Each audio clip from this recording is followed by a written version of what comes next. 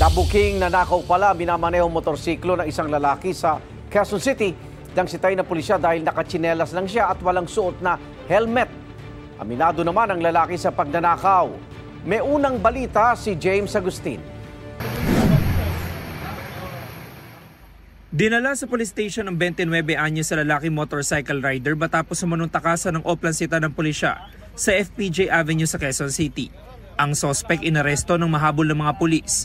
Pinlockdown ng tropa natin yung suspect dahil wala siyang suot na helmet habang nagdadrive siya ng motorsiklo. At the same time, napansin din ng tropa natin na wala siyang nakatsinelas lang siya during that time. Nung sinita, nag-resist siya, nagkaroon ng konting hambulan. Nakuha mula sa sospek ang isang improvised na baril na kargado ng mga bala. Sa investigasyon, nadiskubre na ang minamaneho niyang motorsiklo. Nakaw pala.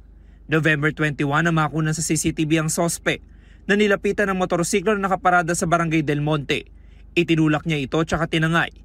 Ayon sa pulisya, nakapag-report sa kanilang may-ari ng motorsiklo. Nakalimutan niya yung susi. Pagbalik niya, wala na yung motor niya. Positively identify niya na yun ang motor niya. Tapos pinakita niya yung ID niya. Nag-match naman doon sa ORCR ng motor. Aminado ang sospek na siya ang nagnakaw sa motorsiklo. Naiwan po yung susi ng may-ari. Dinala ko lang po. Ano balak mo ba sa motor? Ang service lang po. Wala naman siya pahayag kaugnay sa nakuha ang improvised na baril. Sinampahan ng sospek ng patong-patong na reklamo, kabilang ng resistance and disobedience to a person in authority, paglabag sa Comprehensive Firearms and Ammunition Regulation Act at Motorcycle Helmet Act. Desidido rin ang may-ari ng motorsiklo na sampahan siya ng reklamong paglabag sa new anti-carnapping law. Ito ang unang balita. James Agustin para sa GMA Integrated News.